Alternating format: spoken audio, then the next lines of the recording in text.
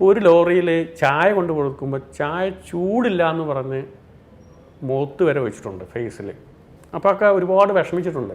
സ്വന്തം പേര് പോലും എഴുതാനറിയാത്തവരുണ്ട്. സ്വന്തം സ്കൂളിൽ പോകാത്ത എത്രയോ പേരുണ്ട്. 6ാം ക്ലാസ് വിദ്യാഭ്യാസമുള്ളവരുണ്ട്. ഇന്ന് അവരൊക്കെ പോയിക്കൊണ്ടിരിക്കുന്നത് ജാഗ്വാറിലും BMW-ലും ബെൻസിലാണ്. പണത്തിനേക്കാൾ ഉപരി നമ്മൾ എത്ര ലക്ഷവും കോടി കൊടുത്താലും കിട്ടാത്തൊരു അനുഭൂതി ഒരുപാട് തമിഴ്നാട്ടിലെ തിരുപ്പൂർ, ഈറോഡ്, മധുരൈ ഈ ബസ് സ്റ്റാൻഡുകളിൽ ഞാൻ കിടന്നുറങ്ങിയിട്ടുണ്ട്. ആ കഷ്ടപ്പാടുള്ള സമയത്തും ഒരുപാട് സ്വപ്നം കാണുമായിരുന്നു. അമ്മ കൂലിപ്പണി എടുക്കാൻ പോയ സ്ഥലം, അമ്മ പാടത്ത് പണിയെടുത്ത സ്ഥലം മുഴുവനും ഞാൻ വാങ്ങി. അമ്മയുടെ പേരിലാണ് ഇപ്പോൾ.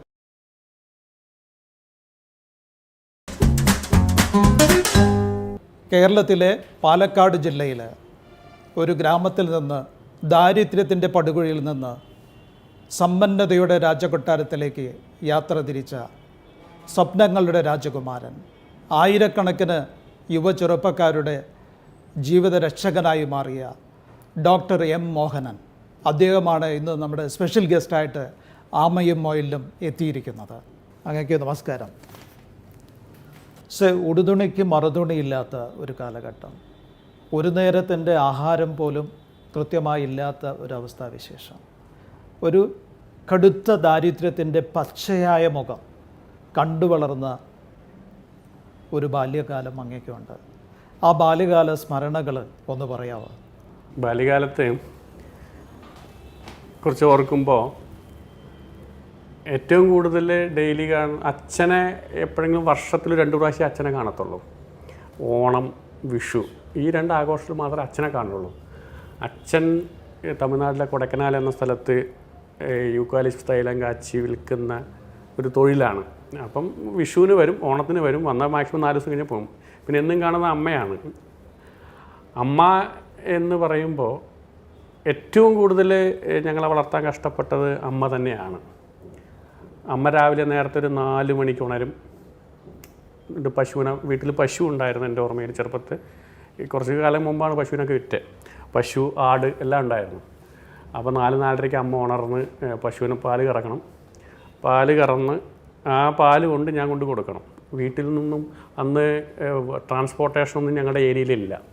ഈ റോഡ് മാർഗമൊന്നും ഇല്ലാത്തൊരു സ്ഥലമായിരുന്നു. അപ്പോൾ പാല് കൊണ്ട് കൊടുക്കണം. നടുത്തോപ്പാറ എന്നൊരു സ്ഥലത്തിലാണ് മിൽമ സൊസൈറ്റി ഉള്ളത്. അവിടുന്ന് 5 കിലോമീറ്റർ ഉണ്ട്. അപ്പോൾ 5 മണിക്ക് എണീച്ച് പാല് കൊണ്ട് കൊടുത്ത് തിരിച്ച് വീട്ടിൽ വന്ന് വെള്ളമൊക്കെ കൊണ്ടുവന്ന് വീട്ടിൽ കൊണ്ടുവന്ന് വെച്ച ശേഷമാണ് സ്കൂളിൽ പോകുന്നത്. ഞങ്ങൾ സ്കൂളിൽ, ഞാനും അനിയനും അനിയത്തി സ്കൂളിൽ നിന്ന് പുറപ്പെടുന്നതിനൊപ്പം തന്നെ അമ്മയും വീട്ടിൽ നിന്ന് പോകും, പണിക്ക് പോവാണ്. അമ്മ പോകുന്നത് ഏകദേശം ഒരു 9 കിലോമീറ്റർ ദൂരെ നടന്നു പോയിട്ട് വേണം അവിടെ റെഗുലറായിട്ട് അവിടെ പണിക്ക് പോകുന്നത്. അപ്പോൾ ഞങ്ങൾ സ്കൂളിൽ പോകുമ്പോൾ തന്നെ അമ്മ ഇറങ്ങും വീട്ടിൽ നിന്ന്. അപ്പോഴേക്കും 5 മണിക്ക് എണീച്ച് ഭക്ഷണമൊക്കെ റെഡി ആവണം. രാവിലെക്കുള്ള ചോറ്, ഉച്ചയ്ക്കുള്ള ചോറ് ഞങ്ങൾക്കൊക്കെ പാക്ക് ചെയ്ത് അമ്മ പോവും. പിന്നെ പശുവിന് വേണ്ട വെള്ളമൊക്കെ കൊടുത്ത് പുല്ലോ വൈക്കോലൊക്കെ ഇട്ട് കൊടുത്ത ശേഷം അമ്മ പോവും. ഞങ്ങളെല്ലാവരും സ്കൂളിലോട്ട് പോവും. സ്കൂളിൽ പോയിട്ട് ഡെയിലി സ്കൂളിൽ ലാസ്റ്റ് അവർ ആകുമ്പോഴേക്കും സ്കൂൾ വിട്ട് ബെല്ലടിച്ച ഒരൊറ്റ ഓട്ടമായിരിക്കും ഞാൻ വീട്ടിലേക്ക്. ആ ഓടി വരുന്നത്, വീട്ടിലോട്ട് ഓടി വരുമ്പോൾ പിള്ളേരെ കൂടെ എല്ലാ പിള്ളേരും കളിച്ച് ചിരിച്ച് നിൽക്കുമ്പം ഞാൻ കളിച്ച് തിരിച്ച് നിൽക്കില്ല. അപ്പോൾ എന്താടാ നീ ഇങ്ങനെ ഓടുന്നതെന്ന് വെച്ചാൽ അപ്പോഴാണ് എൻ്റെ ഓർമ്മ, എൻ്റെ വീട്ടിലെ പശുക്കൾ കരയുന്നുണ്ടാവും വെള്ളം കിട്ടാതെ പുലുവിടാം. അപ്പോൾ വീട്ടിൽ ഓടി വന്ന് ഫസ്റ്റ് വന്ന് ഞാൻ ഡ്രസ്സ് പോലും അഴിക്കില്ല, പശുവിനെയും ആടിനെയും വെള്ളം കാട്ടി വീടിന് പുറകുവശം ഫോറസ്റ്റാണ്. അപ്പോൾ അവിടെ കൊണ്ടുപോയി പശുക്കളെ മേയ്ക്കും. പിന്നെ അവിടെ ഇരുന്ന് പഠിക്കും. പിന്നെ അവിടെ നിന്ന് പുല്ലൊക്കെ അരിഞ്ഞ് വൈകിട്ട് വീട്ടിൽ കൊണ്ടുവരും. പിന്നെ സ്കൂൾ അതേപോലെ തന്നെയായിരുന്നു. ഡിഗ്രി പഠിക്കുന്ന സമയത്തും എൻ്റെ ഓർമ്മയിൽ ഇതുവരെയെങ്കിലും അന്ന് +2 അന്ന് പ്രീ ഡിഗ്രി ആയിരുന്നു. പ്രീ ഡിഗ്രി പഠിച്ച് ഒറ്റപ്പാലം NSS കോളേജ് ഒറ്റപ്പാലത്തിൽ. അതുപോലെ തന്നെ ഡിഗ്രി പഠിച്ചത് ലക്ഷ്മി നാരായണ കോളേജിലാണ് ഡിഗ്രി പഠിച്ചത്. ഇപ്പോഴും എനിക്ക് ഓർമ്മയുണ്ട്, ഒരു ദിവസമെങ്കിലും കോളേജിൽ ലാസ്റ്റ് അവറിൽ പീരീഡ് ഞാൻ ഇരുന്നിട്ടില്ല. ഒരു ദിവസം പോലും ലാസ്റ്റ് അവർ ഇരുന്നിട്ടില്ല മീൻസ് എങ്ങാനും ലാസ്റ്റ് അവർ ഇരുന്ന് കഴിഞ്ഞാൽ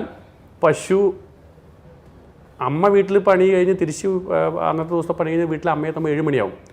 അമ്മ വീട്ടിലെത്തുന്നതിന് മുമ്പ് എനിക്ക് വീട്ടിലെത്തി പശുവിനെ വിട്ട് മേയ്ക്കാൻ കൊണ്ടുപോയി വെള്ളം കാണിച്ച് അമ്മ വരുമ്പോഴേക്കും ചോറ് വെച്ച് വയ്ക്കണം വീട്ടിൽ. അപ്പം ഞാൻ ഓടി വരും. ഇങ്ങനെയായിരുന്നു പ്രശ്നം. അതേപോലെ തന്നെ സ്കൂളിൽ പഠിക്കുന്ന സമയത്ത് എല്ലാ സ്കൂളിൽ പഠിക്കുമ്പം 3-ാം ക്ലാസ് മുതൽ ഞാൻ ഓർക്കുന്നു, എൻ്റെ 3-ാം ക്ലാസ് മുതൽ എല്ലാ വെക്കേഷനും ഏപ്രിൽ മെയ് വെക്കേഷൻ സമയത്ത് എല്ലാ ഫ്രണ്ട്സും ഈ ടൂറ് പോകുന്ന വരും. പക്ഷേ എൻ്റെ ടൂറെന്ന് പറയുകയാണെങ്കിൽ എൻ്റെ അമ്മാവൻ്റെ അടുത്തായിരിക്കും. അമ്മാവനുള്ളത് ഊട്ടീനടുത്ത് കോത്തഗിരി എന്ന സ്ഥലത്ത് അമ്മാവൻ ചായക്കടയാണ്. അപ്പം മാർച്ച് 31 സ്കൂൾ പൂട്ടിയാൽ ഏപ്രിൽ 1-ാം തീയതി രാവിലെ ഞാൻ ബസ് കയറും, ഊട്ടിയിൽ പോവും. അവിടെ അമ്മാവൻ്റെ കടയാണ്. 2 മാസം അമ്മാവൻ്റെ കടയിൽ ചായക്കടയാണ്, ചെറിയൊരു കടയാണ് റോഡ് സൈഡിൽ. 2 മാസം നിൽക്കും. അവിടെ നിന്ന് മെയ് 31 തിരിച്ചു വരും. ജൂൺ 1 ക്ലാസ് സ്കൂൾ തുറക്കുന്നതിന് തലേ ദിവസം വരത്തുള്ളൂ. അപ്പോൾ ഈ 2 മാസം കടയിൽ പണിയെടുക്കും. ആ 2 മാസം പണിയെടുത്തതിന് അമ്മാവനൊരു ശമ്പളം പോലെ എന്തെങ്കിലും കുറച്ച് പൈസയും തരും, ഒരു ജോഡി ഡ്രസ്സ് കൊടുത്ത് തരും, വേറെ അമ്മ ഡ്രസ്സ് കൊടുത്ത് തരും.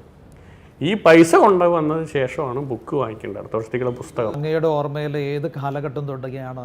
സ്കൂൾ ലെവലിൽ നിന്ന് തുടങ്ങിയതാണോ അതേ കോളേജ് ചെന്നതിന് ശേഷമാണ്? സ്കൂളിൽ മുതൽ ഞാൻ പറഞ്ഞില്ല, 3-ാം ക്ലാസ് മുതൽ എനിക്ക് ഓർമ്മയുണ്ട് ഞാൻ പോയത്. തീർച്ചയായിട്ടും അങ്ങയുടെ സ്കൂൾ തലത്തിൽ മുതലുള്ള വിദ്യാഭ്യാസ കാലഘട്ടത്തിൽ എന്നും ഒരു താങ്ങും തണലായി നിന്നത് ഈ 2 മാസ കാലഘട്ടത്തിൻ്റെ ഈ പ്രവർത്തനത്തിൽ അമ്മാവൻ തരുന്ന ആ ഒരു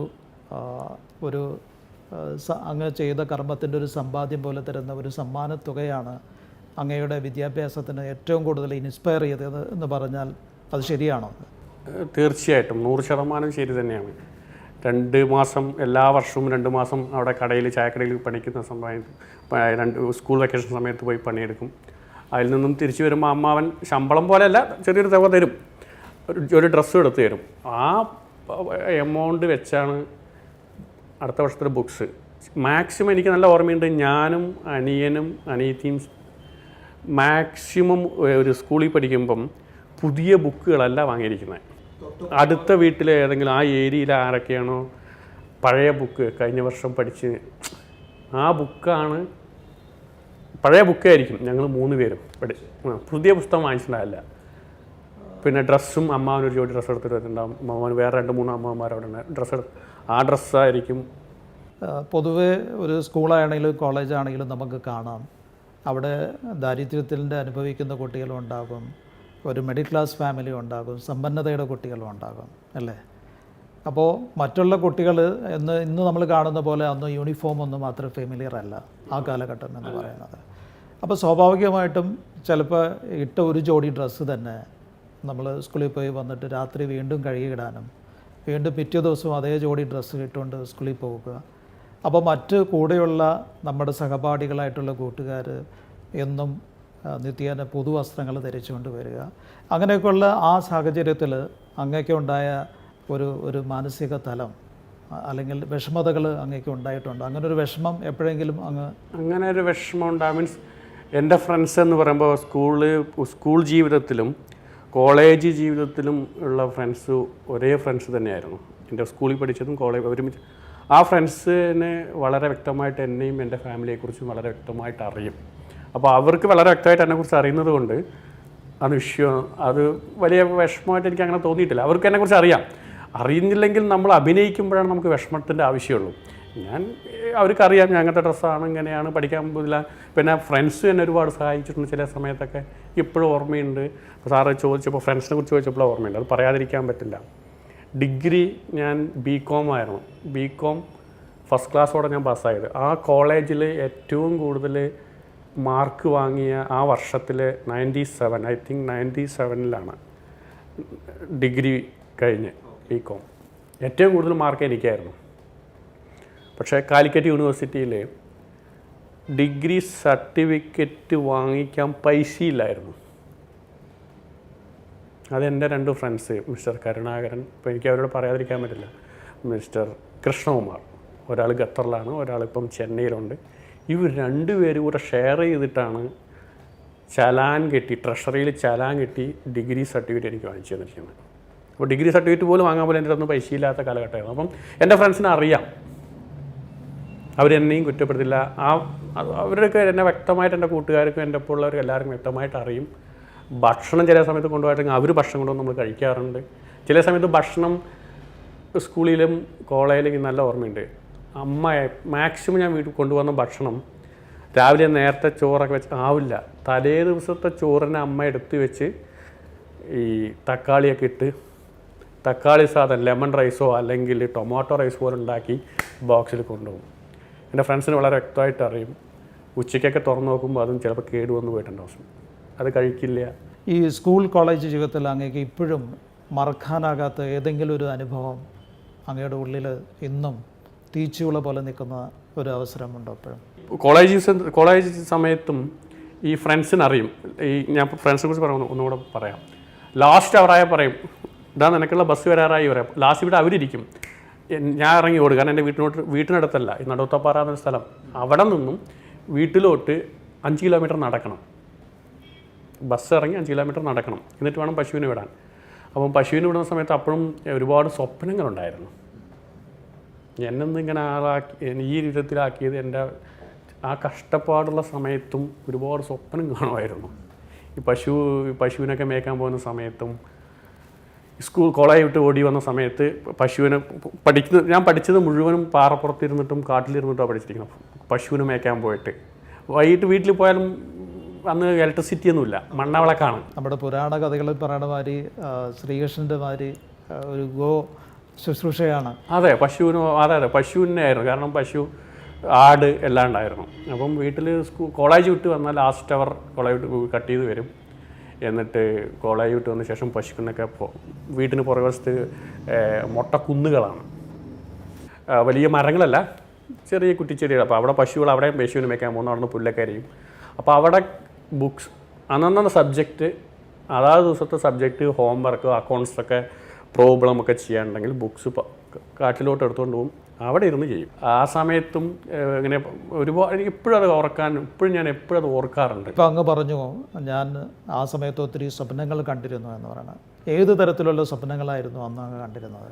അന്ന് ഞാൻ എപ്പോഴും ആ ഒരു സ്വപ്നം പഠിക്കുന്ന സമയത്ത്, ഈ പശുക്കളെ മേയ്ക്കുന്ന സമയത്ത്, ഞാൻ വീടിന് പിൻവശത്ത് മൊട്ടക്കുന്നിൽ പാറയിൽ ഇങ്ങനെ കിടന്ന് പഠിക്കുന്ന സമയത്ത് വൈകിട്ട് ഒരു 5-5:30 സമയത്ത് വീട്ടിന് മുകളിലൂടെ, ആ കിടക്കുന്ന പാറയുടെ മുകളിലൂടെ ഒരു പ്ലെയിൻ പോകുമായിരുന്നു. റെഗുലറായിട്ട് I think Kochi to Bangalore പോകുന്ന ഫ്ലൈറ്റാണ്. ഒരു 4:30 സമയത്ത് ഈവനിങ് ഡെയിലി കാണും. ഇത് അത് ഇന്ത്യൻ എയർലൈൻസിൻ്റെ ഫ്ലൈറ്റാണ് ആയിരിക്കും. ഡെയിലി ഒരു 4:30 ഈവനിങ് സമയത്ത് കാണും. അന്ന് ഫ്ലൈറ്റ് ഉള്ള സമയമാണ്. ഡെയിലി ഇത് കാണുന്നുണ്ട്. അപ്പം ഏകദേശം നല്ല വൈകിട്ട് സമയത്ത് ഫ്ലൈറ്റ് ഇങ്ങനെ തിളങ്ങുമായിരുന്നു പ്ലെയിൻ. അപ്പോൾ ഇങ്ങനെ കാണുമ്പം കണ്ടു കഴിഞ്ഞാൽ പിന്നെ സ്വപ്നമായി. നമ്മൾ അന്നൊക്കെ ഒരു പ്ലെയിനൊക്കെ എവിടെയും പോകുമെന്ന് പറഞ്ഞ സൗണ്ട് കേട്ടാൽ ഓടി ഇങ്ങനെ കാട്ടിൽ കയറി കാണുന്ന കാലഘട്ടമാണ്. അപ്പോൾ അങ്ങനെ നോക്കുമ്പം അത് കണ്ടു പിന്നെ സ്വപ്ന ലോകത്തിലോട്ട് അങ്ങ് മാറാൻ തുടങ്ങും. പിന്നെ ഞാൻ സ്വപ്നം കണ്ടത് അതുപോലെ എൻ്റെ വീട്ടിന് മുകളിലൂടെ, ആ പ്ലെയിനിലൂടെ ഞാൻ പോകുന്ന പോലെയും, എൻ്റെ വീട്ടിന് മുകളിലൂടെ പോകുന്നു, ആ പ്ലെയിനിൽ നിന്ന് എൻ്റെ വീട്ടിലോട്ട് പൂക്കൾ വിതർന്ന പോലെയും, എൻ്റെ വീട്ടിന് ചുറ്റും പ്ലെയിനിൽ വലതുന്നു. ആ ഒരു സ്വപ്നത്തിൽ അങ്ങ് ജീവിക്കാൻ തുടങ്ങുമായിരുന്നു. ആ സ്വപ്നങ്ങളൊക്കെയാണ് എന്നെ വളർത്തിയത്. ഇപ്പോൾ അങ്ങ് ഈ പറഞ്ഞ ഈ ഒരു സ്വപ്നം ഇപ്പോഴത്തെ അങ്ങ് സമ്പന്നതയുടെ ഒരു രാജകൊട്ടാരത്തിലേക്ക് കടന്ന് വിജയത്തിൻ്റെ മേന്മയിൽ വന്നപ്പോൾ ഇപ്പോൾ അങ്ങനെയുള്ള ആ ഒരു സ്വപ്നത്തെ യാഥാർത്ഥ്യവൽക്കരിക്കണമെന്ന് എപ്പോഴെങ്കിലും തോന്നിയിട്ടുണ്ടോ? യാഥാർത്ഥ്യവൽക്കരിച്ചു എന്ന് പറയാം.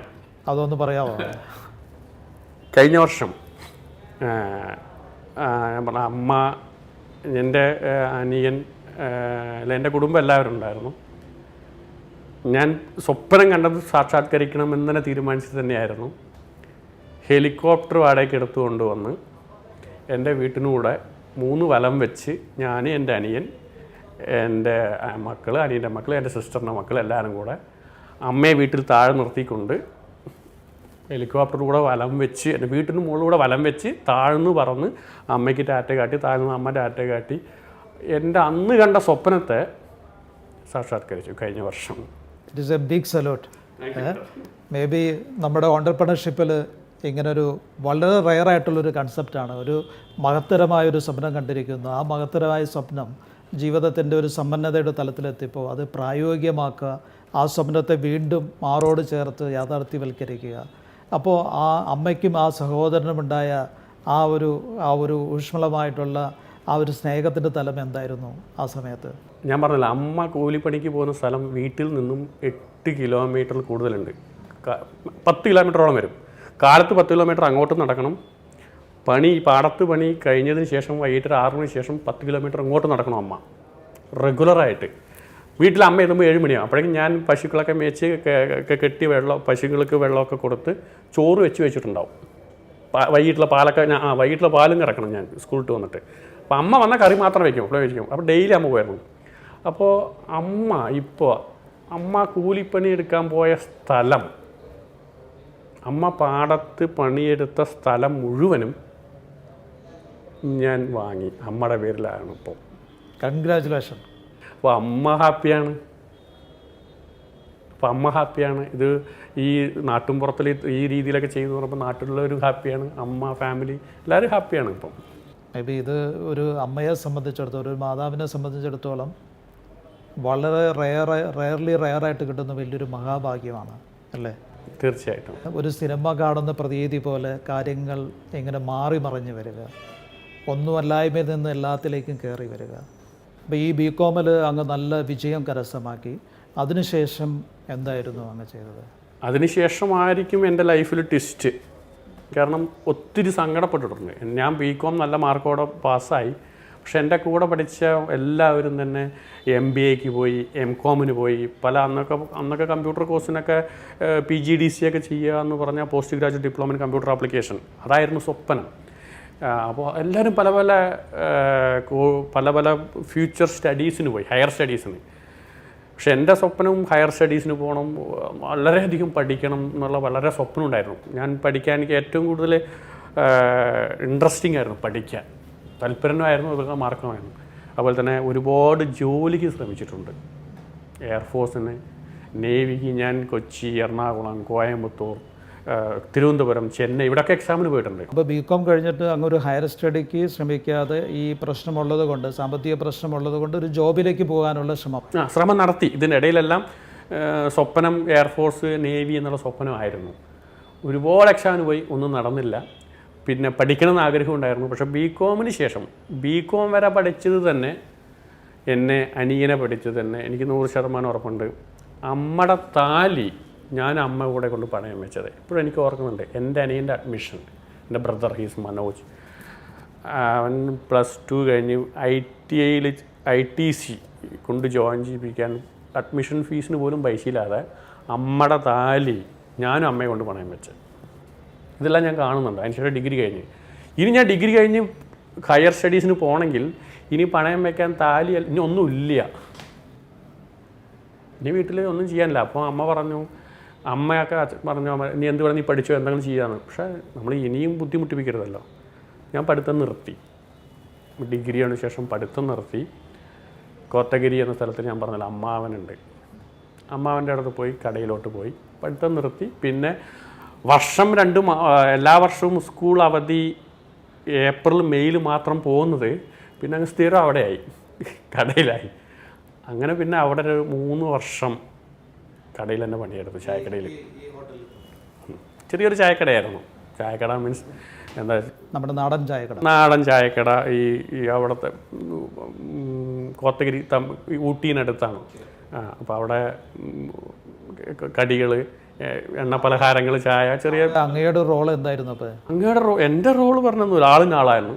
ഗ്ലാസ് കഴുകും, ചിലപ്പോൾ ചായ ഇടണം, പ്ലേറ്റ് കഴുകും, സപ്ലൈ ചെയ്യണം, ചട്ടി പാത്രമൊക്കെ കഴുകണം, എല്ലാം ചെയ്യും. ചിലപ്പോൾ ക്യാഷിൽ നിൽക്കും, എല്ലാം ചെയ്യും. രാത്രി 12 മണി വരെ ചായക്കട. അങ്ങനെ ഒരു 3 വർഷം അവിടെ ചായക്കടയിൽ തന്നെ പണിയെടുത്തു.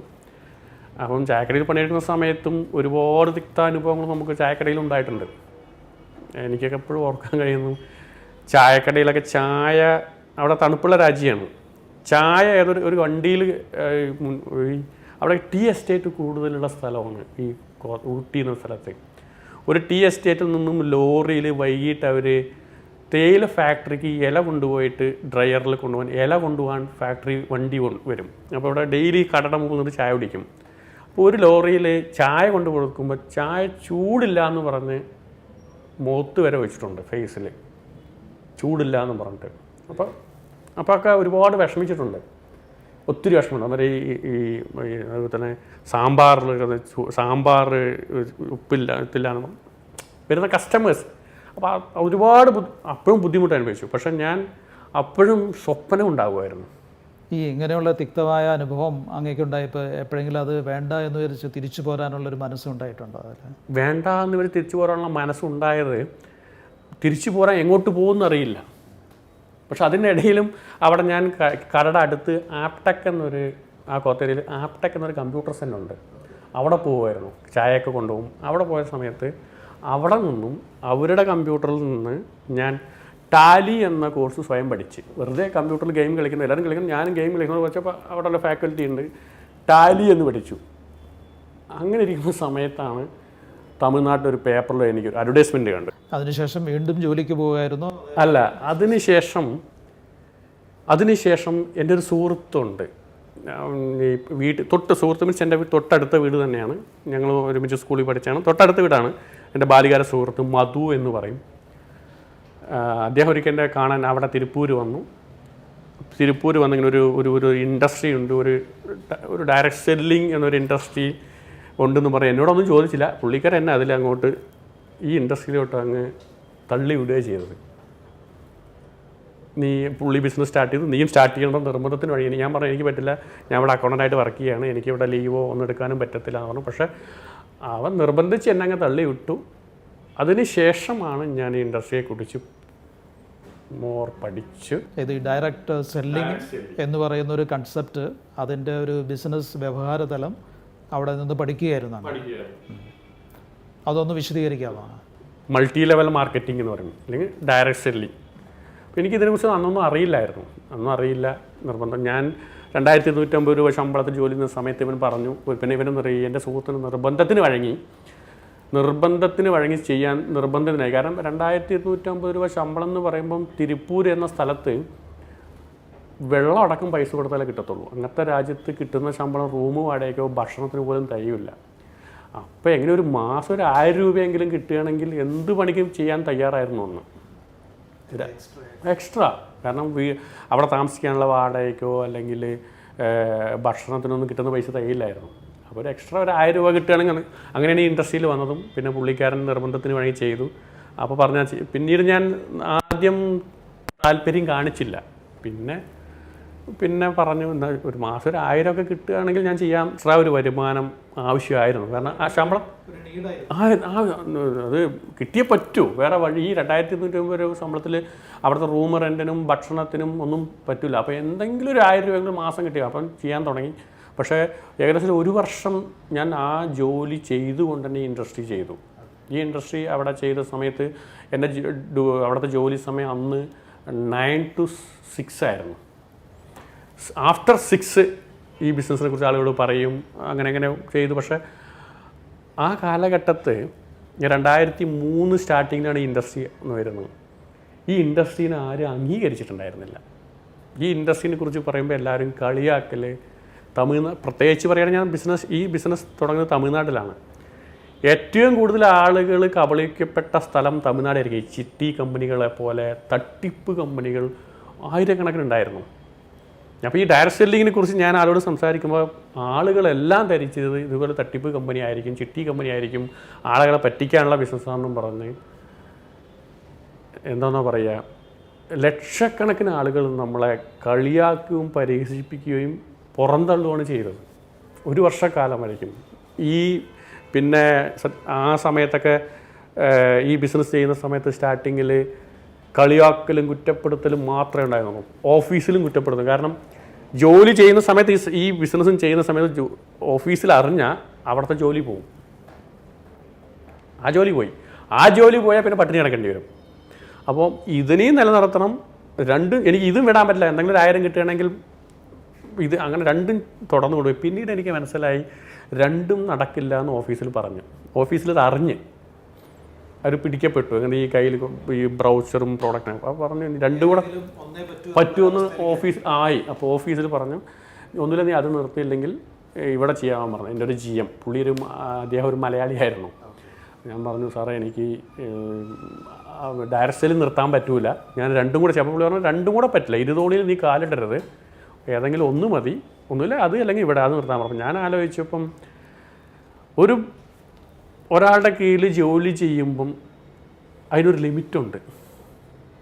ജോലി ചെയ്യാൻ നമുക്കൊരു ലിമിറ്റുണ്ട്. നമ്മുടെ കഴിവുകളൊന്നും പുറത്തെടുക്കാൻ പറ്റില്ല, അല്ലെങ്കിൽ നമുക്ക് ആവശ്യമുള്ള വരുമാനമോ ഒന്നും ഉണ്ടാക്കിയെടുക്കാൻ പറ്റില്ല. സ്വന്തം കാലിൽ സ്വന്തം ബിസിനസ് തുടങ്ങിയാൽ മാത്രമേ ലൈഫിൽ സെറ്റിലാകാൻ പറ്റുള്ളൂ എന്ന് മനസ്സിലാക്കി തുടങ്ങി. പക്ഷേ അങ്ങ് ഈ മാനദണ്ഡം പറയുമ്പോഴും ഈ പറയുന്ന അന്നത്തെ സാമൂഹിക വ്യവസ്ഥിതി അനുസരിച്ച് ഈ പറയുന്ന ഒരു ഡയറക്റ്റ് സെല്ലിങ് അല്ലെങ്കിൽ ഇങ്ങനൊരു സംവിധാനം അന്ന് സമൂഹം ശരിയായ രീതിയിൽ അംഗീകരിച്ചിരുന്നൊരു സംവിധാനമല്ല. ഒപ്പം തന്നെ അങ്ങയുടെ ഒരു എക്സ്ട്രാ നീഡ് എന്ന് പറയുന്നത് 1000 രൂപയാണ്. ഒപ്പം തന്നെ അങ്ങേക്ക് സ്ഥിരമായൊരു ജോബ് ഇവിടെയുണ്ട്, അവിടെ അത്യാവശ്യം അങ്ങേക്ക് ശമ്പളമുണ്ട്, കുറച്ച് ഷോർട്ടേജ് ഉണ്ടെന്നുള്ളൂ. പക്ഷേ എന്തിൻ്റെ ഒരു അടിസ്ഥാനത്തിലാണ് അങ്ങ് നിലവിലുള്ള ജോലി വേണ്ട എന്ന് വിചാരിച്ചിട്ട് അന്ന് സമൂഹം ശരിയായ രീതിയിൽ അംഗീകരിക്കപ്പെടുകയും ശരിയായ രീതിയിൽ റെസ്പെക്റ്റ് ചെയ്യാത്ത ഒരു സോഴ്സിലേക്കുള്ള ഒരു ചുവടുമാറ്റത്തിന് എന്ത് ഇൻസ്പിറേഷനിൽ കൂടിയാണ് അങ്ങ് ആ ഒരു എടുത്ത തീരുമാനം? അതൊരു മെച്യൂർഡായ ഒരു ഡിസിഷനായിരുന്നു, അതൊരു ഇമ്മേച്യൂർഡ് ഡിസിഷനാണോ? സാർ നല്ലൊരു ചോദ്യം ചോദിച്ചു. എന്നോട് ഇമ്മേച്യൂർഡാണോ എന്ന് ചോദിച്ച സമയത്ത് ഞാൻ ജോലി റിസൈൻ ചെയ്യാൻ പോവുകയാണെന്നും പറഞ്ഞ് എൻ്റെ GM-നോട് പറഞ്ഞ സമയത്ത് പുള്ളി പറഞ്ഞു ഇതേ ചോദ്യം തന്നെ ചോദിച്ചത്, നീ ഒരു ജോലി റിസൈൻ ചെയ്യേണ്ട തീരുമാനം നീ എടുക്കണ്ട, നീ ഇത് ചോദിച്ച പോലെ തന്നെ ചോദിച്ചു എന്നോട്, മെച്യൂർഡാണ് ഇമ്മച്യൂർഡ് ഡിസിഷനാണ് നീ എടുക്കുന്ന തീരുമാനം തെറ്റാണ് എന്ന് പറഞ്ഞു. പക്ഷേ എനിക്ക് നല്ല ഉറപ്പുണ്ടായിരുന്നു ഫ്യൂച്ചറിൽ ഈ ഇൻഡസ്ട്രി വലിയ സ്കോപ്പുള്ളൊരു ഇൻഡസ്ട്രിയാണെന്ന് എനിക്ക് നല്ല ഉറപ്പുണ്ടായിരുന്നു. ഞാൻ ഒരുപാട് സ്റ്റഡി ചെയ്തു. അവിടെ നിന്നതിന് ശേഷം തമിഴ്നാട്ടിൽ തന്നെയാണ് ഞാൻ ഈ ഇൻഡസ്ട്രി വളരെ ഇതാണ്. പിന്നെ ജോലി റിസൈൻ ചെയ്ത സമയത്ത് വീട്ടിൽ നിന്നും പ്രശ്നങ്ങൾ തുടങ്ങി. ആ ബിസിനസ് സ്റ്റാർട്ട് ചെയ്യുന്ന സമയത്താണ് എൻ്റെ മാരേജ്. ഞാൻ മാരേജ് ചെയ്യുന്നതും ഈ ബിസിനസ് സ്റ്റാർട്ട് ചെയ്യുന്ന ഒരേ വർഷമാണ്. സ്റ്റാർട്ട് ചെയ്ത് ഏത് വർഷമാണ്? 2003 ഈ ഇൻഡസ്ട്രിയിൽ വന്നത്. 2003 സ്റ്റാർട്ട് ചെയ്യുന്നത്. ഈ മാനേജ്മെൻറ്റിൻ്റെ കൂടെ ഞാൻ വന്നത് ഈ വർഷം തന്നെയാണ്. ആ സമയത്ത് തന്നെയാണ് എൻ്റെ മാരേജ് സമയത്താണ് ജോലി റിസൈൻ ചെയ്തതും ജോലി കളയുന്നതും ആ വർഷമാണ്. എനിക്ക് മോൻ ജനിക്കുന്ന ആ മാസം തന്നെയാണ് ജോലിയെല്ലാം കളഞ്ഞിട്ട് പോകുന്നത്. വീട്ടിൽ നിന്നും ഒരുപാട് പ്രശ്നങ്ങളുണ്ട് അനുഭവിച്ചു. കാരണം ഇത്ര കാലം തന്നെ പഠിപ്പിച്ച് വളർത്തി വലുതാക്കി, ഇപ്പോൾ ഒരു ജോലിയും കിട്ടി അതും കളഞ്ഞെന്ന് പറഞ്ഞു. വീട്ടിലും പ്രശ്നം, ഓഫീസിൽ പ്രശ്നം. പിന്നെ ഈ ഇൻഡസ്ട്രീനെ ആരുടെ അടുത്ത് പറയുന്ന സമയത്തും അംഗീകരിക്കുന്നുണ്ടായിരുന്നില്ല. തമിഴ്നാട്ടിൽ അംഗീകരിക്കുന്നുണ്ടായിരുന്നില്ല. ഒരു വ്യക്തികളും അംഗീകരിക്കില്ല. പക്ഷേ അംഗീകരിക്കാത്തത് ഞാൻ ശ്രദ്ധിച്ച് നോക്കിയപ്പോൾ എനിക്ക് മനസ്സിലാക്കാൻ കഴിഞ്ഞത് ഈ ഡയറക്റ്റ് സെല്ലിംഗ് ഇൻഡസ്ട്രി എന്ന് പറഞ്ഞിട്ട് ഡയറക്റ്റ് സെല്ലിംഗ് അല്ലെങ്കിൽ MLM എന്നും പറഞ്ഞ് ഒരുപാട് ആളുകളെ പറ്റിച്ചുകൊണ്ട് നടക്കുന്നുണ്ട്. നെറ്റ്വർക്ക് മാർക്കറ്റിംഗ് എന്ന് പറഞ്ഞ് ഡയറക്റ്റ് സെല്ലിംഗ് പറഞ്ഞ പല ആളുകളെയും ഈ പ്രലോഭിപ്പിച്ച് കൊണ്ടുവന്ന് നശിപ്പിക്കുന്നുണ്ട്. ഒരു കാലഘട്ടത്തിൽ ഏറ്റവും കൂടുതൽ തട്ടിപ്പിന് ഉള്ളൊരു വലിയ പ്ലാറ്റ്ഫോമായിരുന്നു ഈ MLM. എനിക്ക് തോന്നുന്നു കേരളത്തിലും ഇന്ത്യയിലെ മൊട്ട് വലിയ സ്റ്റേറ്റുകളിലും ജനങ്ങൾ അതിന് അടിമപ്പെട്ടു പോയിട്ടുണ്ട്. സ്റ്റാർട്ടിങ്ങിലുണ്ടായിരുന്നു. ആ കാലഘട്ടത്തിൽ ഗവൺമെൻറ് നിയമപരമായിട്ടുള്ള ഒരു സുരക്ഷയോ സംവിധാനമോ ഒന്നും ഉണ്ടായില്ല. ഗവൺമെൻറ് പോലും അതിനെ എതിർക്കുന്നൊരു സംവിധാനമാണ് ഉണ്ടായത്. ഇപ്പം ഇന്നത്തെ സ്ഥിതി എന്താണ് അതിനെ ഇന്ന് ഏറ്റവും കൂടുതൽ സപ്പോർട്ട് ചെയ്യുന്നത് ഗവൺമെൻറ്റാണ് ഈ ബിസിനസ്. അതിന് കാരണം എന്ന് പറയുകയാണെങ്കിൽ ഞാൻ പറയാം, സ്റ്റാർട്ടിങ്ങിൽ ഈ MLM അങ്ങനെ വരാനുള്ള കാരണം അത് പറയാം സാർ. ഡയറക്റ്റ് സെല്ലിംഗ് ഇൻഡസ്ട്രീസ് ആദ്യ കാലഘട്ടങ്ങളിൽ ഞാൻ ബിസിനസ് ചെയ്യുന്ന സമയത്ത് ഇതിനൊരു സിസ്റ്റം ഒന്നും ഉണ്ടായിരുന്നില്ല. ഒരു സിസ്റ്റമില്ല. എന്തൊക്കെ വരുന്നു, ആരൊക്കെ ഒരു മഴ പെയ്താൽ നമ്മൾ പറയാറില്ല, പഴഞ്ചിൽ പറയാറില്ല, കൂണ് പൊങ്ങുന്ന പോലെ എല്ലാവരും അങ്ങ് തുടങ്ങുകയാണ്. കമ്പനി അങ്ങ് തുടങ്ങും, കുറച്ച് കാലം അങ്ങ് ചെയ്യും, അതിട്ട് പോവും. പിന്നെ ഏതെങ്കിലും ഒരു കമ്പനിയിൽ പോയി ബിസിനസ് സ്റ്റാർട്ട് ചെയ്തു, അവൻ എന്തെങ്കിലും കുറച്ച് വരുമാനം കിട്ടി അവൻ തോന്നൽ വരികയാണ്, ഞാൻ തന്നെ അങ്ങ് സ്വന്തം കമ്പനി ആയാലോ. കമ്പനിയിൽ ഒരു ടീമിൽ ലീഡറായിട്ട് വർക്ക് ചെയ്തവർക്കൊക്കെ തോന്നൽ വരികയാണ്. കുറച്ച് പൈസ കിട്ടിക്കഴിഞ്ഞാൽ എല്ലാവർക്കും തിങ്കിങ് വരും, ഞാൻ എന്തിനാണ് വർക്ക് ചെയ്യുന്നത്, ഞാൻ ഓണർ ആവട്ടെ. അവൻ സ്വയം കമ്പനി തുടങ്ങി. ആ സ്വയം കമ്പനി തുടങ്ങിയാൽ സ്വന്തം ടീം പോലും ഡെവലപ്പ് ചെയ്യാൻ കഴിവില്ലാത്തവനാണ് കമ്പനി തുടങ്ങുന്നത്. കമ്പനി തുടങ്ങി അവൻ കുറച്ച് കാലം, ഒരു 6 മാസം കഴിയും, പിന്നെ അവനെ കൊണ്ട് ചെയ്യാൻ പറ്റില്ല. അങ്ങനെ നശിപ്പിച്ച് വരുന്നു. ഇതിനൊരു സിസ്റ്റം ഉണ്ടായിരുന്നില്ല ഞാൻ ഈ ബിസിനസ് ചെയ്യുന്ന സമയത്ത്. പക്ഷേ ഞാൻ ഈ ബിസിനസ് സ്റ്റാർട്ട് ചെയ്തതിന് ശേഷം എൻ്റെ കൂടെ വരുന്നവരെ ഇതിൽ ഡെവലപ്പ് ചെയ്യാനുള്ള സിസ്റ്റം ഞാൻ ഉണ്ടാക്കിക്കൊണ്ട് വന്നു. ഈ ഇൻഡസ്ട്രി എന്ന് പറഞ്ഞ സമയത്ത് ഒരുപാട് പേര് പ്രലോഭിപ്പിച്ച് കൊണ്ടുവരികയാണ്. ഒരുപാട് വ്യക്തികൾ പ്രലോഭിപ്പിച്ച് കൊണ്ടുവരിക. ഞാൻ പറയാനുള്ള കാരണം ഗവൺമെൻറ് എന്തുകൊണ്ടൊന്നും അംഗീകരിച്ചില്ല, അല്ലെങ്കിൽ സൊസൈറ്റി എന്തുകൊണ്ടാണ് അംഗീകരിക്കാതിരുന്ന സ്റ്റാർട്ടിങ്ങിൽ എന്ന് പറഞ്ഞ് ഒരുപാട് വ്യക്തികൾ പ്രലോഭനം നൽകിയിട്ടും ഈ വാഗ്ദാനങ്ങൾ നൽകി ബിസിനസ്സിൽ കൊണ്ടുവന്ന് കുറേ ആളുകളെ നശിപ്പിക്കുകയാണ്. പക്ഷേ ഞാൻ ചെയ്തത് സ്റ്റാർട്ടിങ് മുതൽ തമിഴ്നാട്ടിൽ വരുന്നത് ഈ ബിസിനസ്സിനെ ഒരു വ്യക്തിയെ ഈ ഉൽപ്പന്നം ഞങ്ങളുടെ കമ്പനിയുടെ ഉൽപ്പന്നങ്ങളെ അവനെ കൊണ്ട് യൂസ് ചെയ്യിപ്പിച്ചു. എല്ലാ വ്യക്തികളെയും ഈ ഉൽപ്പന്നം അവനെ കൊണ്ട് ഉപയോഗിപ്പിച്ചു. ആദ്യം ഉപയോഗിച്ചതിന് ശേഷം അവൻ സാറ്റിസ്ഫൈഡ് ആണ്, സന്തുഷ്ടനാണ്, ഹാപ്പി ആണെങ്കിൽ അവനെ കൊണ്ട് റെക്കമെൻഡ് ചെയ്യിപ്പിച്ചു. അപ്പോൾ അനുഭവമാണ് ഗുരു എന്ന് പറയുന്നത് പോലെ തന്നെ ഇവിടെ എക്സ്പീരിയൻസ് ചെയ്തു. ആ എക്സ്പീരിയൻസിൽ നിന്ന് ഈ പറയുന്ന കസ്റ്റമേഴ്സ് തന്നെ മൗത്ത് ടു മൗത്ത് ആയിട്ട് നമ്മളെ കുറിച്ച് ചെയ്തു. അപ്പോൾ ഒരു വ്യക്തി ബിസിനസ്സിൽ വന്ന ശേഷം നമ്മുടെ പ്രോഡക്റ്റിൻ്റെ ഉപഭോക്താവ് അവനെ മാറ്റി, കസ്റ്റമറായിട്ട് അവനെ മാറ്റി, നമ്മുടെ പ്രോഡക്റ്റ് മാത്രം ഉപയോഗിക്കാൻ തുടങ്ങി. പ്രോഡക്റ്റുകൾ ഉപയോഗിച്ച ശേഷം അവൻ ഹാപ്പി ആവാൻ തുടങ്ങി, ഹാപ്പിയാണ്. അതിനുശേഷം ഈ പ്രോഡക്റ്റ് അവൻ്റെ ഫ്രണ്ട്സിനും സ്വന്തം റിലേറ്റീവിനും അവൻ റെക്കമെൻഡ് ചെയ്യാൻ തുടങ്ങി. ആ ഫ്രണ്ട്സും പ്രോഡക്റ്റ് വാങ്ങി. അപ്പോൾ വളരെ ക്വാളിറ്റിയുള്ള പ്രൊഡക്റ്റാണ്. എങ്ങനെ ചെയ്യുന്നത് വെച്ചാൽ ഒരു വ്യക്തി വന്നു, നമ്മൾ ബിസിനസ്സിലോട്ട് കൊണ്ടുവരുന്ന സമയത്ത് ആ വ്യക്തി പ്രൊഡക്റ്റ് ഉപയോഗിക്കുന്നു, ആ പ്രൊഡക്റ്റ് ഉപയോഗിച്ച് അവൻ സാറ്റിസ്ഫൈ ആവുന്നു. സാറ്റിസ്ഫൈ ആയതിനു ശേഷം ഈ ഉൽപ്പന്നം അവൻ റെക്കമെൻഡ് ചെയ്യുന്നു. അങ്ങനെ വരുന്ന വ്യക്തികളെല്ലാവരും തന്നെ പ്രൊഡക്റ്റ് ഉപയോഗിക്കുന്നു, റെക്കമെൻഡ് ചെയ്യുന്നു. ആ എല്ലാ വ്യക്തിനും വരുന്ന സമയത്ത് അങ്ങനെയേ വളർന്നു. പക്ഷേ അങ്ങനെ വളരുന്ന തന്നെ ഇത് വളരൂല. വരുന്ന ഓരോ വ്യക്തികളെയും ഇതിൻ്റെ സിസ്റ്റം പഠിപ്പിച്ചു കൊടുക്കണം. സിസ്റ്റം പറയുകയാണെങ്കിൽ ഓരോ മേഖലയ്ക്കും ഓരോരോ സിസ്റ്റം ഉണ്ട്. ഒരു പലചരക്ക് കട തുടങ്ങുകയാണെങ്കിൽ ആ പലചരക്ക് കട നടത്തിക്കൊണ്ടു പോകാൻ ഒരു സിസ്റ്റം ഉണ്ട്. അങ്ങ് അതിലേക്ക് പോകുന്നതിന് മുമ്പ് ചോദിക്കാനുള്ളത്, ഇപ്പോൾ അങ്ങ് ഒരു ഡയറക്റ്റ് സെല്ലിംഗ് ഒരു കമ്പനിയെ പറ്റി പറഞ്ഞു. ഇത് ഏതാണ് ഈ കമ്പനി? ഇതിൻ്റെ മാനേജ്മെൻറ്റ് എന്താണ്? ഏത് പ്രോഡക്റ്റാണ് നിങ്ങൾ ഇവിടെ ചെയ്യുന്നത്? എന്ത് സംവിധാന വിപണന ശൃംഖലയാണ് നിങ്ങളുടെ മുമ്പിലുള്ളത്? ഞാൻ വർക്ക് ചെയ്യുന്ന company my life style marketing global private limited എന്ന കമ്പനിയിലാണ്. ഞാനിപ്പോൾ അതിൽ ഡയമണ്ട് എക്സിക്യൂട്ടീവ് എന്ന റാങ്കിൽ വർക്ക് ചെയ്യുന്നു. ഞാൻ അന്ന് മുതൽ ഈ മാനേജ്മെൻറ്റിൻ്റെ കൂടെ തന്നെയാണ് വർക്ക് ചെയ്യുന്നത്. കാരണം ഈ ബിസിനസ് ഇത്രയും വളരാനും ഈ ഇൻഡസ്ട്രി ഇത്രയും ഇതാണ് കാരണം ഈ മാനേജ്മെൻറ്റിൻ്റെ ഒരു വിഷനായിരുന്നു. അങ്ങയുടെ ടീം എന്ന് പറയുമ്പോൾ എത്ര നമ്പേഴ്സ് വരും? അത് ഏകദേശം 1,00,000 പേരുണ്ടാവും. ദാറ്റ് മീൻസ് 1,00,000 പേരെ നിയന്ത്രിക്കുന്ന ഒരു ചെയിൻ്റെ ലീഡറാണോ അങ്ങ്? ഇത് എങ്ങനെയാണ് അങ്ങ് കൺട്രോൾ ചെയ്യുന്നത്? എന്നേക്കാൾ കൂടുതൽ കഴിവുള്ള വ്യക്തികളെ എൻ്റെ ടീമിൽ ഞാൻ വളർത്തിക്കൊണ്ടുവന്നു.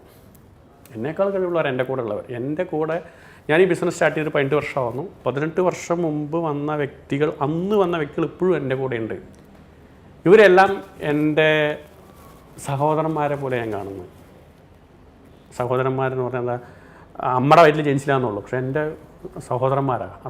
അവരുമായിട്ടുള്ള ബന്ധം, റിലേഷൻഷിപ്പ്, അവരെ ഞാൻ കറക്റ്റായിട്ട് പഠിപ്പിച്ചു കൊടുത്തിട്ടുണ്ട്. പഠിപ്പിച്ച് കൊണ്ടുവന്നു സ്റ്റാർട്ടിങ് മുതലേ. അതിൽ സ്വന്തം പേര് പോലും എഴുതാൻ അറിയാത്തവരുണ്ട്.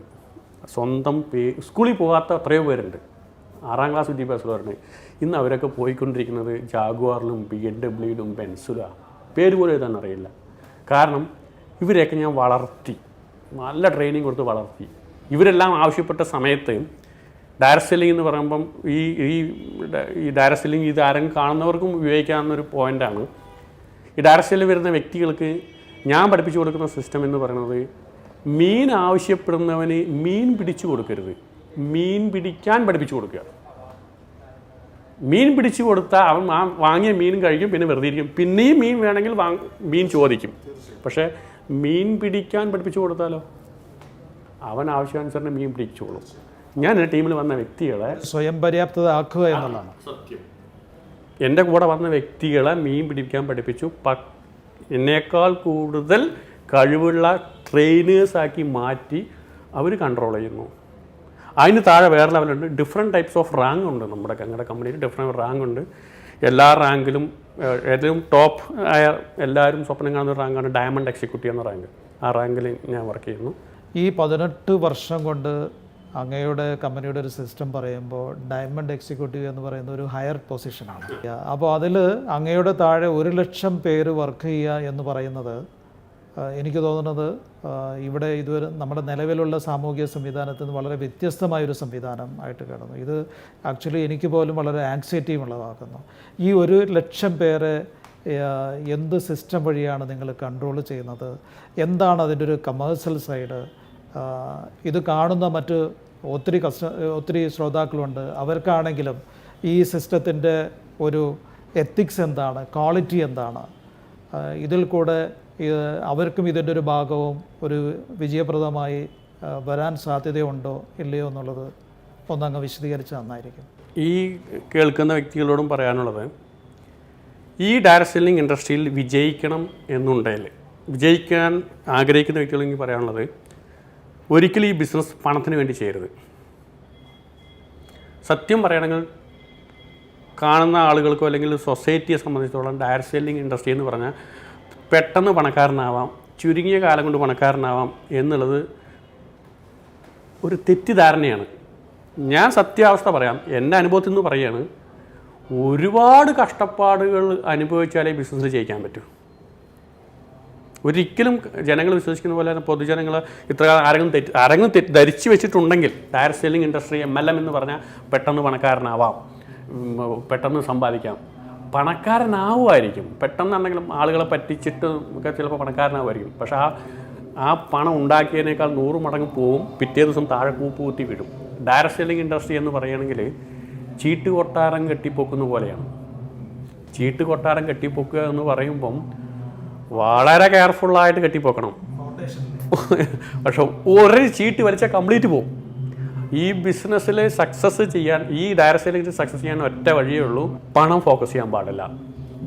ബന്ധം, റിലേഷൻഷിപ്പ്, സ്നേഹം. റിലേഷൻഷിപ്പ് ഫോക്കസ് ചെയ്ത വരുന്ന വ്യക്തികളെ നമ്മുടെ കൂടപ്പിറപ്പുകളെ പോലെ കണ്ട് അവനെ പറഞ്ഞ് പഠിപ്പിച്ച് ബന്ധം സൂക്ഷിച്ചാൽ ഈ ബിസിനസ്സിൽ വിജയിക്കാം. എല്ലാവരെയും നല്ല ഒരു എന്താണെന്ന് പറയുക, ഒരു മനസ്സും പല ശരീരമാണ്, പല വ്യക്തികളാണ്. ഇവരെല്ലാം ഒരു മനസ്സാക്കി ഏകീകരിച്ച് കൊണ്ടുപോകാൻ അറിയണം. ഈ ഡയറക്ട് സെല്ലിംഗ് ഇൻഡസ്ട്രിയിൽ ഒരുപാട് വ്യക്തികൾ വന്ന് തോൽക്കാനുള്ള കാരണം, ഞാനും പോയി ആ ബിസിനസ് ചെയ്ത് എനിക്കൊന്നും കിട്ടിയില്ല പറയാനുള്ള കാരണം, ഒരാളെ ബിസിനസ്സൊക്കെ പറഞ്ഞ് സംസാരിച്ച് എടുക്കാൻ പറ്റുമായിരിക്കും അവന്, പക്ഷേ കൂടെ കൊണ്ടുവന്നവനെ എന്തു ചെയ്യാൻ പറ്റുന്നില്ല, കൂടെ കൊണ്ടുവന്നവനെ എന്താ പറയുക, വളർത്താൻ പറ്റുന്നില്ല. കാരണം ഈ ഡയറക്ട് സെല്ലിംഗ് ഇൻഡസ്ട്രി ഇടപഴകുന്നത് ആളുകളോടാണ്. ഞാൻ പറഞ്ഞത് ഏകദേശം 1,00,000 പേര് എൻ്റെ കൂടെ വന്നെന്ന് പറയും. ഈ 1,00,000 പേരും 1,00,000 അമ്മയുടെ വയറ്റിൽ നിന്ന് വന്ന വ്യക്തികളാണ്. 1,00,000 പേർക്കും 1,00,000 ക്യാരക്ടറാണ്, പല സ്വഭാവമാണ്. ഈ പല സ്വഭാവമുള്ള ആളുകളെ നമ്മൾ പറഞ്ഞ് അനുസരിപ്പിക്കണമെങ്കിൽ, നമ്മുടെ അണ്ടറിൽ അവർ നിൽക്കണമെങ്കിൽ, നമ്മൾ അത്രയും സ്നേഹത്തോടെയും കരുതലോടെയും കൂടപ്പുറപ്പോടെയും അവനെ കെയർ ചെയ്തെങ്കിലേ നമ്മുടെ കൂടെ നിൽക്കത്തുള്ളൂ. ഡയറക്ട് സെല്ലിംഗ് ഇൻഡസ്ട്രി ഒരുപാട് വ്യക്തികൾ വന്ന് എനിക്ക് മാത്രം എന്തെങ്കിലും കിട്ടണം പറഞ്ഞ് താഴെയുള്ളവനെ കുറിച്ച് ചിന്തിക്കാതാവുമ്പോൾ ടീംസ് കൊളാപ്സ് ആവും, നശിച്ചു പോകുന്നു. അപ്പോൾ പുതുതായിട്ട് വരുന്ന വ്യക്തികൾ പറയാനുള്ളത്, ഈ ബിസിനസ് ഡയറക്ട് സെല്ലിംഗ് ഇൻഡസ്ട്രി വരുന്നത് പറയാനുള്ളത്, ഒരിക്കലും പണത്തിന് വേണ്ടി ഈ ബിസിനസ് ചെയ്യരുത്. പണം മോഹിച്ചുകൊണ്ട് ഈ ബിസിനസ്സിൽ വന്നു കഴിഞ്ഞാൽ നിങ്ങൾക്ക് പണം കിട്ടില്ല.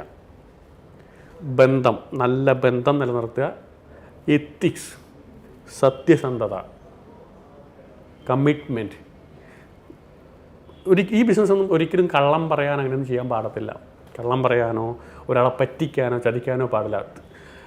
ചിലപ്പോൾ പറ്റിക്കുകയായിരിക്കും, ആ പറ്റിക്കൽ കുറച്ച് കഴിഞ്ഞ് പോയി. ഇത് എന്താ പറയുക, ആളുകളായിട്ട് ഇടപഴകുന്ന ബിസിനസ്സാണ് ഈ ബിസിനസ്. ഒരുപാട് പേരെ കാണും. കാരണം കള്ളം പറഞ്ഞു കഴിഞ്ഞാൽ, നമ്മൾ ഒരു കള്ളം പറഞ്ഞാൽ ആ കള്ളം പറഞ്ഞത് എന്താണ് എന്ന് ലൈഫ് മുഴുവൻ ഓർത്ത് വെക്കണം. ഒരു കള്ളം പറഞ്ഞാൽ ആ കള്ളം മറച്ച് വെക്കാൻ 1000 കള്ളം ചേർത്തി പറയണം. ഒരിക്കലും ഡയറക്ട് സെല്ലിംഗ് ഇൻഡസ്ട്രി അതൊന്നും ചെയ്യാൻ പറ്റില്ല. എന്താണ് എക്കോ ചേംബറിൻ്റെ ലക്ഷ്യം? എന്താണ് എക്കോ ചേംബർ ലക്ഷ്യം? മീൻസ് ഞാൻ പറഞ്ഞല്ലോ സാറേ, ഇന്ത്യയിലെ ഏറ്റവും ബെസ്റ്റ് ടീം, ഒരുപാട് വിജയികളുള്ള ടീം, ഒരുപാട് അച്ചീവേഴ്സ് ഉള്ള ടീം, ഒരുപാട് വിജയിച്ചവരുള്ള ടീം, ഒരു വിക്ടറി ഗ്രൂപ്പ്, വിക്ടറി ഗ്രൂപ്പ്. കാരണം ടീം എന്നെപ്പോലെ, ഞാൻ പറഞ്ഞില്ല, എന്നെപ്പോലെ തന്നെ ഒരുപാട് മിടുക്കരാണ് എൻ്റെ കൂടെ ഉള്ള ടോപ്പിൽ നിൽക്കുന്ന ലീഡേഴ്സും. അവരെല്ലാവരും എന്നെ ലീഡറെന്നോ സാറെന്നോ എല്ലാവരും വിളിക്കുക. എന്നെ തമിഴ്നാട്ടിലാണെങ്കിൽ പെരിയണ്ണ പറയും, ഇവിടെ ഒരു വലിയേട്ടാണെന്ന് വിളിക്കാറുള്ളൂ. ഒരു ബന്ധം. പിന്നെ സ്വപ്നം എന്ന് പറഞ്ഞാൽ ഒരുപാട് പേരുടെ മനസ്സിനകത്ത് വലിയൊരു സ്ഥാനമുണ്ട്. ഇപ്പം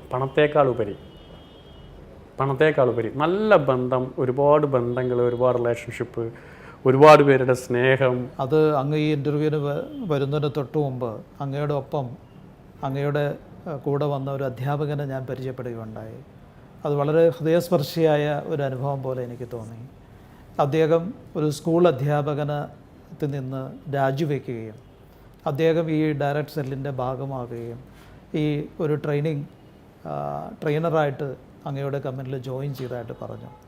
അപ്പോൾ ആ സംസാരത്തിനിടയിൽ ഞാൻ മനസ്സിലാക്കിയത്, ഇന്ന് തമിഴ്നാട്ടിൽ അങ്ങ് ചില പ്രദേശങ്ങളിൽ പരിപാടികൾ പങ്കെടുക്കാൻ വരുമ്പോൾ ഇന്ന് ഒരു പൊളിറ്റിക്കൽ ലീഡറേക്കായും ഒരു സെലിബ്രിറ്റി ലീഡറേക്കായും ഏറ്റവും കൂടുതൽ ആരാധിക്കുന്ന ബിയോണ്ട് ദ വേർഡ്സ് അപ്പുറമുള്ള ഒരു വ്യക്തിത്വമാണ് ഇന്ന് തമിഴ്നാട് പോലുള്ളൊരു സംസ്ഥാനത്ത് ഉള്ളതെന്നുള്ള ആ അധ്യാപകൻ്റെ വാക്കുകളിൽ നിന്ന് ഞാൻ മനസ്സിലാക്കി.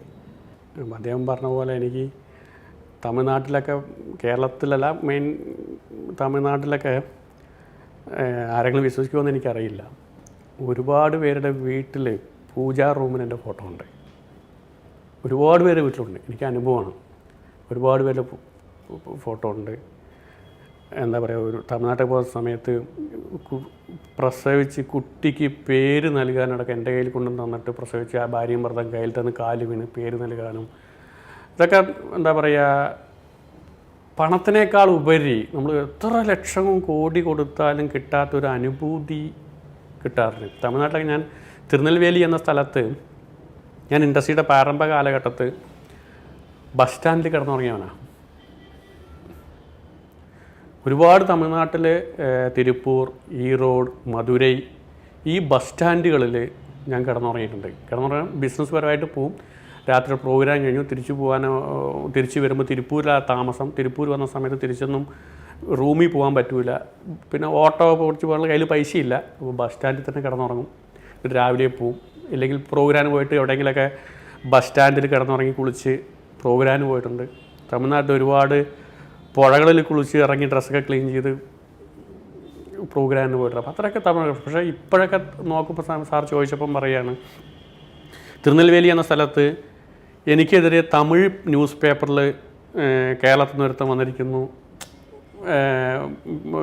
പറ്റിക അങ്ങനെ. പക്ഷേ ഇന്ന് ഞാൻ കഴിഞ്ഞ ഒരു 2 മാസം ഞാൻ തിരുനെൽവേലി ഒരു പ്രോഗ്രാമിന് പോയപ്പം തമിഴ്നാട്ടിൽ സൂപ്പർ സ്റ്റാറിന് പോലും അത്ര വലിയ കട്ടൗട്ടർ അവിടെ വെച്ചിട്ടുണ്ടാവില്ല. കഴിഞ്ഞ മാസം തമിഴ്നാട്ടിൽ ഒരു മിനിസ്റ്ററിൻ്റെ മോൻ്റെ കല്യാണത്തിന് കട്ടൗട്ടർ വീണു മരിച്ചു എന്ന് പറഞ്ഞതിന് ശേഷം കട്ടൗട്ടർ നിരോധിച്ചാണ്. ഇതിലൊരു സ്പെഷ്യൽ പെർമിഷൻ എടുത്ത് ഞാനൊരു പ്രോഗ്രാമിന് പോയ സമയത്ത് 65 അടി ഹൈറ്റുള്ള കട്ടൗട്ടറായിരുന്നു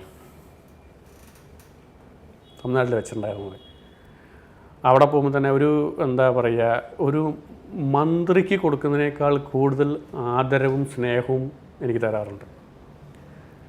ഞാൻ ഡയമണ്ട് എന്ന റാങ്ക് ആയതിനു ശേഷം അതിൻ്റെ ഒരു സെലിബ്രേഷൻ വെച്ചു കോയമ്പത്തൂരിൽ. ഇത് കമ്പനിയുടെ ചരിത്രത്തിലും കമ്പനിയുടെ മാനേജ്മെൻറ്റും എല്ലാവരും നെറ്റ്വർക്ക് മാർക്കറ്റിംഗ് ചരിത്രത്തിൽ ആദ്യമായിട്ടാണ് ഇന്ത്യയിൽ നടക്കുന്നത്. ഞാനൊരു റാങ്ക് ആയ സമയത്ത് ഞാൻ എൻ്റെ അച്ചീവേഴ്സിനെ വിളിച്ചിട്ട് ആദരിക്കാമെന്ന് പറഞ്ഞു. 2500 കൂടുതൽ റാങ്ക് അച്ചീവേഴ്സിനെ ഞാൻ വിളിച്ച് തമിഴ്നാട്ടിൽ കോയമ്പത്തൂരിൽ കൊഡീഷ്യ മഹാൾ എന്ന് പറഞ്ഞ ഹാളിൽ.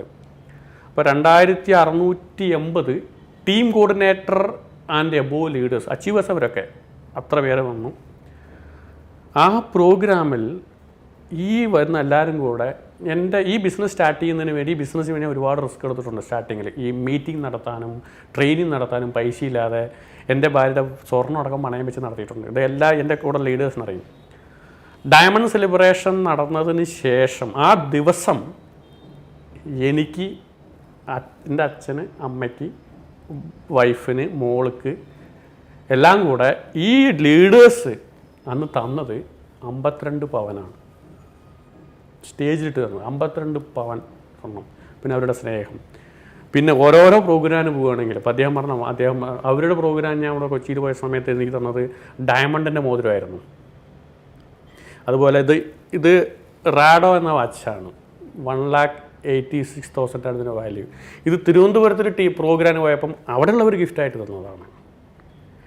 തമിഴ്നാട്ടിൽ പോവുകയാണെങ്കിൽ അതേപോലെ എവിടെ പോയെങ്കിലും ശരി, എന്താണെന്ന് പറയുക, എനിക്ക് എങ്ങനെ പറയുന്നതെന്ന് അറിയില്ല. കാരണം ഒരു മേഖലയിൽ നിന്നും കിട്ടില്ല.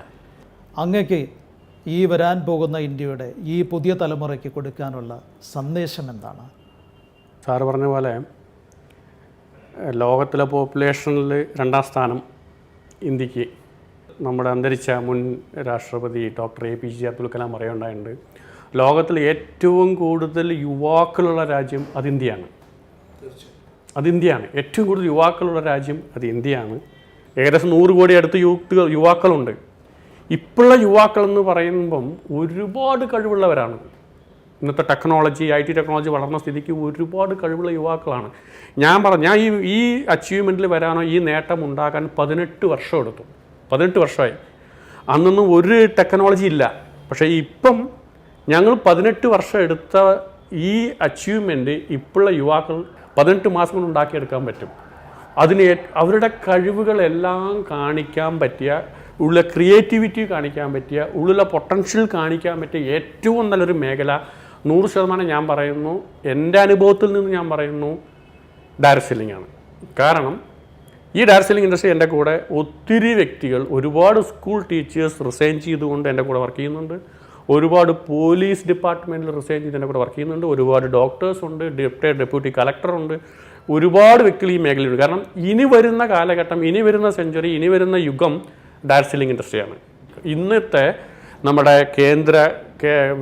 സംസ്ഥാന ഗവൺമെൻറ് ഏറ്റവും കൂടുതൽ സപ്പോർട്ട് ഇപ്പോൾ ഡയറക്റ്റ് സെല്ലിങ്ങിനുണ്ട്. എസ്പെഷ്യലി കേരളം. കാരണം ആദ്യ കാലഘട്ടങ്ങളിൽ ഞങ്ങളുടെ സ്റ്റാർട്ടിംഗ് കാലത്തൊന്നും കേരള ഗവൺമെൻറ് സപ്പോർട്ടായിരുന്നില്ല. പക്ഷേ അഭിമാനത്തോടു തന്നെ പറയുകയാണ്, ഇന്ത്യയിൽ ആദ്യമായി ഡയറക്റ്റ് സെല്ലിങ്ങിന് ഒരു നിയമം ഉണ്ടാക്കി, അല്ലെങ്കിൽ ഒരു മോണിറ്ററിങ് സിസ്റ്റം ഉണ്ടാക്കി തന്നത് ഇന്ത്യയിൽ കേരള ഗവൺമെൻറ്റാണ്. കേരള ഗവൺമെൻറ് നമുക്ക് ഒരുപാട് സപ്പോർട്ട് ചെയ്യുന്നുണ്ട്. അതുപോലെ തന്നെ കേരളത്തിൽ ഒരുപാട് ട്രേഡ് യൂണിയൻ, എല്ലാ രാഷ്ട്രീയത്തിലും ഉൾപ്പെട്ട എല്ലാ ട്രേഡ് യൂണിയനും ഡയറക്റ്റ് സെല്ലിങ്ങിന് സപ്പോർട്ടായിട്ട് യൂണിയനുണ്ട്. എല്ലാവർക്കും യൂണിയനുണ്ട്. ഒരുപാട് സപ്പോർട്ട് ട്രേഡ് യൂണിയനുണ്ട്, ഗവൺമെൻറ് ഭാഗത്തു നിന്നുണ്ട്.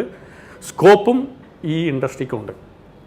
ഇനി വരുന്ന തലമുറയ്ക്ക് ഒറ്റ കാര്യമുള്ളൂ, ഈ ബിസിനസ്സിൽ പണം ഫോക്കസ് ചെയ്തിട്ടല്ല നിങ്ങൾ ചെയ്യേണ്ടത്.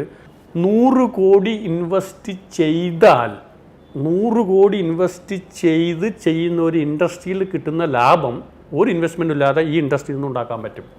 ഞാൻ എൻ്റെ സ്കൂൾ വിദ്യാഭ്യാസത്തിന് പോലും പഠനം നിർത്തിയ വ്യക്തിയാണ്. ഇന്ന് എൻ്റെ സ്കൂളിൽ പോകാൻ കഴിവില്ലാത്ത ഏരിയയിൽ ഞാൻ ഇന്ന് സ്വന്തമായി പാഠശാല ഇംഗ്ലീഷ് മീഡിയം സ്കൂൾ എന്ന് റൺ ചെയ്യുന്നതിൻ്റെ ഡയറക്ടറാണ്. 500ഓളം കുട്ടികളുണ്ട്. ഒരുപാട് ടീച്ചേഴ്സ്, 10-30ഓളം ടീച്ചേഴ്സ് വർക്ക് ചെയ്യുന്നു. അടുത്തതിൻ്റെ സ്വപ്നം സ്കൂൾ പോലെ തന്നെ ഹോസ്പിറ്റലാണ്. ഇതെല്ലാം ഇൻഡസ്ട്രിയാണ്. ഗവൺമെൻറ്റിനുള്ള നേട്ടം പറയാം. ഞാൻ എന്ന വ്യക്തി, ഒരാഴ്ചയിൽ ഈ soap, paste, hair oil, shampoo, fairness cream, floor wash, ഈ സോപ്പ് ഐറ്റങ്ങൾ, ഡിഷ് വാഷ്, വെൽനസ് ഐറ്റം, ഇത് മാത്രം ഒരാഴ്ചയിൽ ഒരു ഇൻഡസ്ട്രിയും 100 കോടി ഇൻവെസ്റ്റ് ചെയ്ത് ഈ ഏരിയയിൽ ഒരു സൂപ്പർ മാർക്കറ്റ് ചെയ്യുന്നതിനേക്കാൾ ടേൺ ഓവർ ഞാൻ ചെയ്യണം. 4 കോടി ഒരാഴ്ചയ്ക്ക് ടേൺ ഓവർ ഞാൻ ചെയ്യുന്നുണ്ട് പെർ വീക്ക്. ആ 4 കോടി ടേൺ ഓവർ ചെയ്യുമ്പോൾ 4 കോടി രൂപയുടെ ഉൽപ്പന്നങ്ങൾ വിറ്റഴിയാണ്. സോപ്പും ഷാമ്പും ഇതെല്ലാം. ആ ഉൽപ്പന്നം വിറ്റഴിയുമ്പം അതിൽ നിന്നും GST ഗവൺമെൻറ്റിന് പോകുന്നത് എത്രയാണ് സാർ ആലോചിക്കണം. അതല്ലാതെ എൻ്റെ വ്യക്തിപരമായ GST, എൻ്റെ വരുമാനത്തിൽ നിന്നും ഞാൻ കൊടുക്കുന്ന GST, ഇൻഡിപെൻഡൻ്റായ മോഹൻ എന്ന വ്യക്തി കൊടുക്കുന്ന GST ഒരു മാസം 5 ലക്ഷം മുതൽ 6 ലക്ഷം രൂപ വരെ ഓരോ മാസവും ഞാൻ GST കൊടുക്കുന്നുണ്ട്. ഈ ഇൻഡസ്ട്രിയെ കൊണ്ട് ചെയ്യുന്ന വ്യക്തികൾക്ക് നേട്ടം, ഒരുപാട് നമുക്ക് കസ്റ്റമറായിട്ട് വരുന്ന വ്യക്തികൾക്ക് ഒരുപാട് ക്വാളിറ്റിയായ പ്രോഡക്റ്റുകൾ ഉണ്ട്. ഡിസ്ട്രിബ്യൂട്ടറായിരുന്നെങ്കിൽ പ്രോഡക്റ്റും അതുപോലെ തന്നെ അവനൊരു വരുമാന മാർഗം, എല്ലാവരും ഹാപ്പിയാണ്. ഈ ബിസിനസ് വലിയ രീതിയിൽ നിങ്ങൾ ചെയ്യണമെങ്കിൽ, ടീം സെറ്റ് ചെയ്യുകയാണെങ്കിൽ നിങ്ങൾക്ക് നേട്ടം, സമൂഹത്തിന് നേട്ടം, ഗവൺമെൻറ്റിന് നേട്ടം, ടോട്ടലി എല്ലാവർക്കും നേട്ടം മാത്രമേ ഈ ബിസിനസ്സിനുള്ളൂ. ഒരുപാട് ചാൻസും സ്കോപ്പുള്ള ഒരു ഇനി വരുന്ന കാലഘട്ടമുള്ള ഇൻഡസ്ട്രി ഡയറക്റ്റ് സെല്ലിംഗ് ഇൻഡസ്ട്രിയാണ്. കഴിഞ്ഞ 18 വർഷത്തിൻ്റെ തൻ്റെ അനുഭവപാഠവും കരുത്തും കൊണ്ട് ഡയറക്റ്റ് സെല്ലിംഗ് എന്ന് പറയുന്ന ഒരു വലിയൊരു കൺസെപ്റ്റ്, ഏറ്റവും ക്വാളിറ്റിയുള്ള പ്രോഡക്റ്റ് കുറഞ്ഞ ചെലവിൽ ഇവിടെ ജനങ്ങളിലേക്ക് എത്തിക്കുക എന്നുള്ളൊരു മഹത് കൺസെപ്റ്റിൽ കൂടെ ലക്ഷക്കണക്കിന് ആളുകൾക്ക് സാമ്പത്തിക അച്ചടക്കവും സാമ്പത്തിക സ്വാതന്ത്ര്യവും കൊടുത്ത ഡോക്ടർ M. മോഹനൻ ഇന്ന് ചരിത്രത്തിൻ്റെ താളുകളിൽ ഇടം പിടിക്കുകയാണ്. അദ്ദേഹത്തിൻ്റെ ഭാവിയിലേക്കുള്ള ഈ പ്രവർത്തനങ്ങളിൽ ഇന്ത്യയുടെ പുറത്തും അനേക ലക്ഷം ജനങ്ങൾക്ക് അവൻ്റെ ജീവിത വിജയ ഗാഥ വരിക്കാനും സാമ്പത്തികപരമായിട്ടുള്ള അച്ചടക്കത്തിലേക്കും സാമ്പത്തികമായ സ്വാതന്ത്ര്യത്തിലേക്കും നയിക്കട്ടെ എന്ന് ആശംസിച്ചുകൊണ്ട് ഇന്നത്തെ ഈ ചർച്ച ഇവിടെ അവസാനിപ്പിക്കുന്നു. ഒപ്പം തന്നെ ഈ ചർച്ചയിൽ പങ്കെടുത്ത ഡോക്ടർ എം മോഹന് ഞങ്ങളുടെ എല്ലാവിധ അഭിനന്ദനങ്ങളും അറിയിക്കുന്നു.